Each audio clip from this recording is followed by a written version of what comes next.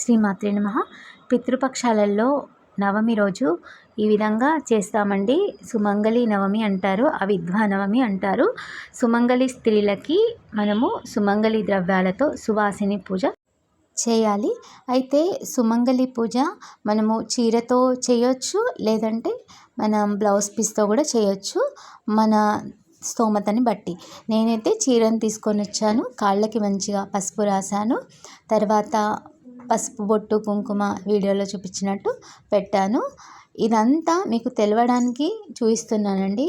మనము తీసుకువచ్చిన చీరని అదే విధంగా మనము కవర్లో పెట్టి ఇచ్చేయడం అది వేరు. కానీ సువాసిని పూజ అంటే మాత్రం మనం తీసుకొచ్చిన చీరను ఈ విధంగా కొంగును పైనుండి వేసి మిగతాది ఒక కుచ్చులాగా వాళ్ళని చేతిలో పట్టుకోమనాలి. తర్వాత ఆ బ్లౌజ్ పీస్ ఉంటుంది కదా, ఆ బ్లౌజ్ పీస్ని ఆ కొంగులో అట్లా పెట్టి మళ్ళీ పసుపు కుంకుమ గంధము పువ్వులు అన్నీ పెట్టి నల్లపూసల దండ తీసుకొచ్చాను నేను. నల్లపూస దండ, మళ్ళీ కాళ్ళకి మెట్టెలు గాజులు అన్నీ మనం వెయ్యాలి. అన్నీ మనం వేసి వాళ్ళని అమ్మవారిలాగా భావించాలి.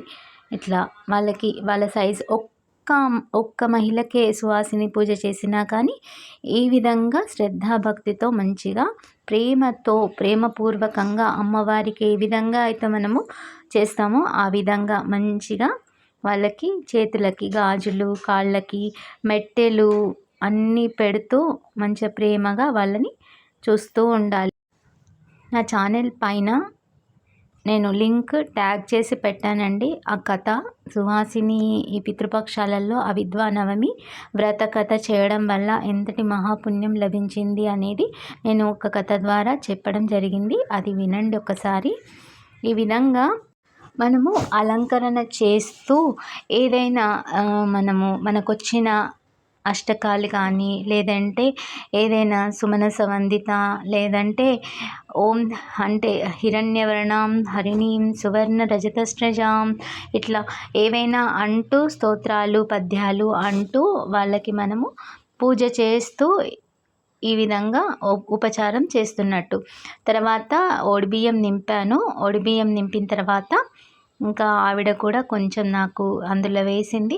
చాటల వాయనంలో సుమంగళి ద్రవ్యాలు, మళ్ళీ అందులో పౌడర్ డబ్బా, దువ్వెన, బొట్టు సీసా, కాటుక, పసుపు కుంకుమ, ఇంకా సుగంధ పరిమళమైన సెంట్ బాటిళ్ళు, ఈ విధంగా సువాసిని పూజ చేసుకున్నట్లయితే మనకి ఉత్తమ ఫలితం లభిస్తాయి.